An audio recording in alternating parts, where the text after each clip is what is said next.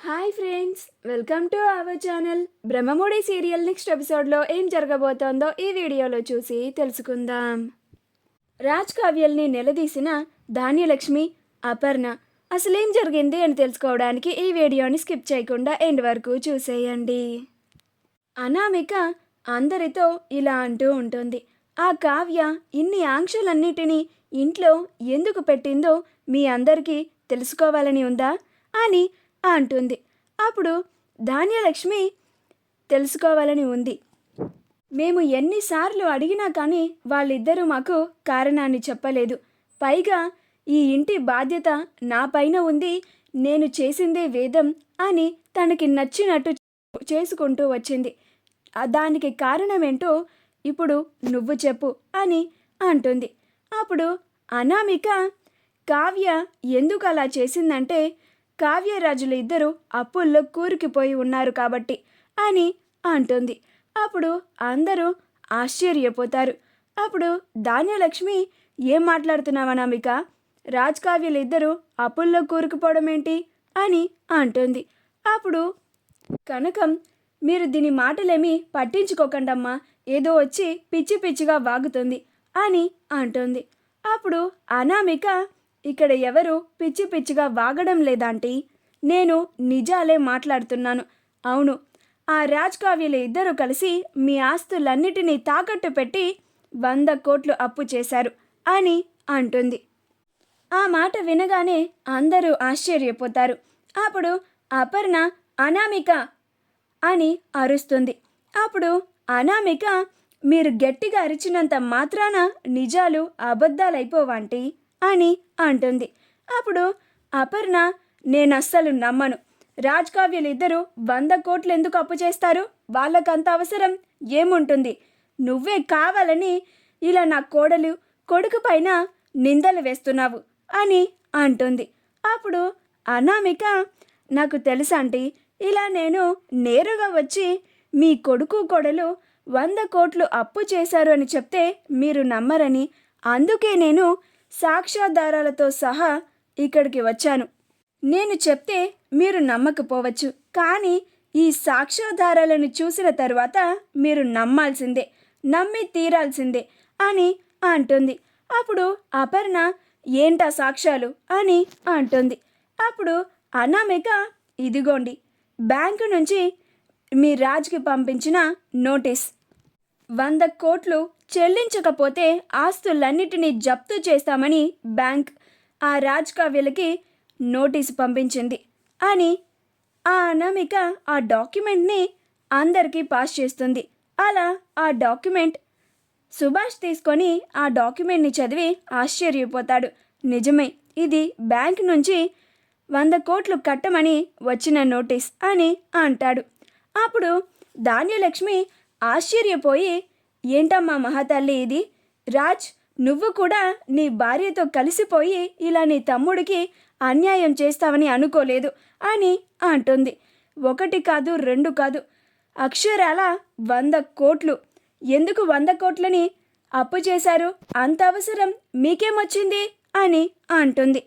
అప్పుడు రాజ్ కావ్యలు ఇద్దరు ఏం చెప్పాలో అర్థం కాక ఏం మాట్లాడకుండా అది అది అని అనుకుంటూ వాళ్ళలో వాళ్ళే టెన్షన్ పడిపోతూ కంగారు పడిపోతూ సతమతమైపోతూ ఉంటారు.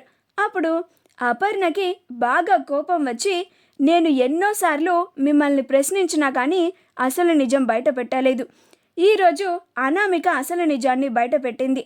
అది మీరు ఇంకా దాచిపెట్టాలని చూడకండి, మాట్లాడండి. ఎందుకు 100 కోట్లని అప్పు చేయాల్సిన అవసరం మీకు వచ్చింది అని అంటుంది. అప్పుడు కావ్య, అత్తయ్య గారు, అది నేను ఈ ఇంటి మంచి కోసమే అలా చేశాను. ఈ ఇంట్లో వాళ్ళందరూ కలిసి ఉండాలనే అలా చేశాను. పైగా ఈ విషయాన్ని కూడా మీ అందరికీ తర్వాత మంచి సమయం చూసి చెప్పాలనే మేమిద్దరం దాచి ఉంచాము అని అంటుంది. అప్పుడు ధాన్యలక్ష్మి, కారణం చెప్పమంటే ఏదేదో మాట్లాడుతున్నావేంటి కావ్య అని అంటుంది. అప్పుడు రుద్రాణి, కారణం చెప్పమంటే ఎందుకు చెప్తుంది ధాన్యలక్ష్మి? నువ్వు మరీ అంత అమాయకంగా అడుగుతావేంటి? కారణం ఏమై ఉంటుంది? మనం ఇంట్లో ఆస్తి కోసం గొడవలు చేస్తున్నాము కదా, ఆ మహాతల్లికి మనకి ఆస్తి వాటాలు రావడం అస్సలు నచ్చదు కదా. పైగా మన వాటాలు కూడా ఆవిడ గారు తీసుకోవాలని ధ్యేయంగా పెట్టుకొని ఇలా మనకి ఆస్తి దక్కనివ్వకుండా 100 కోట్లని అవసరం లేకపోయినా కానీ బ్యాంకులో అప్పుగా తీసుకొని ఆస్తులన్నిటినీ తాకట్టు పెట్టేసింది. ఇప్పుడు ఆ 100 కోట్లు కట్టకపోతే మన ఆస్తులన్నిటినీ జప్తు చేస్తారని మనకి చూయించి మన నోర్లు మూపించాలని అనుకుంది అని అంటుంది. అప్పుడు ధాన్యలక్ష్మి, ఏం కావ్య, నిజంగానే మేము ఆస్తులు కావాలని అడుగుతున్నామనే మీరు ఇలా చేశారా అని అంటుంది. అప్పుడు ఇందిరాదేవి, అమ్మ కావ్య, అసలు మీరు 100 కోట్ల అప్పు చేయాల్సినంత అవసరం ఎందుకు వచ్చింది? మీరే చూస్తున్నారు కదా మీ ఇద్దరిని వీళ్ళందరూ కలిసి ఎన్ని మాటలు అంటున్నారో. అసలు కారణమేంటో బయట పెట్టండి. ఎంత పెద్ద సమస్య అయినా సరే అందరి ముందు బయట పెట్టేయండి అని అంటుంది. అప్పుడు రుద్రాణి, ఏంటమ్మా నువ్వు, ఆ కావ్య ఎందుకు చేసిందో కళ్ళకి కట్టినట్లుగా తెలిసిపోతూ ఉంటే ఇంకా ఏం అవసరం వచ్చింది, ఏం పెద్ద సమస్య వచ్చింది, ఎందుకు అప్పు చేశారు అని అడుగుతావేంటి? ఇదంతా ఈ రాజ్ కావ్యలు వాళ్ళిద్దరూ మాత్రమే ఈ ఆస్తిని అనుభవించాలి అని ఇదంతా చేసినట్టుగా తెలిసిపోతుంది కదా అని అంటుంది. అప్పుడు కనకం, కావ్య, మీరిద్దరూ ఎందుకు ఇలా చేశారో మీ పెద్దవాళ్ళ ముందు అసలు కారణాన్ని చెప్పండి. లేకపోతే ఈ రుద్రాణి గారు, ధాన్యలక్ష్మి గారు మిమ్మల్ని ఎన్ని మాటలు అంటున్నారో వింటూనే ఉన్నారు కదా అని అంటుంది. అప్పుడు రుద్రాణి, అబ్బాబ్బాబ్బా, ఎంత బాగా నటిస్తున్నావు కనకం, ఇందులో నీకు కూడా పాత్ర ఉండి ఉంటుందే అని అంటుంది. అప్పుడు కనకం, ఏం మాట్లాడుతున్నారమ్మా, ఇందులో నాకు ఎలాంటి పాత్ర లేదు అని అంటుంది. అప్పుడు రుద్రాణి, నేను నమ్మను, నీ కూతురు నీకు తెలియకుండా ఏ పని చెయ్యదు అని నాకు తెలుసు. ఆ డబ్బుల్ని మొత్తం దాచిపెట్టి కొన్ని నీకు జారవేసే ఉంటుంది అని అంటుంది. అప్పుడు కనకం, మాటలు జాగ్రత్తగా రానివ్వండమ్మా, నేను ఎప్పుడూ కూడా మీలాగా ఒకరి సొమ్ము మీద ఆశపడలేదు అని అంటుంది. అప్పుడు రుద్రాణి, వింటున్నారా, అందరూ వింటున్నారా నన్ను ఎంత మాట అందో అని అంటుంది.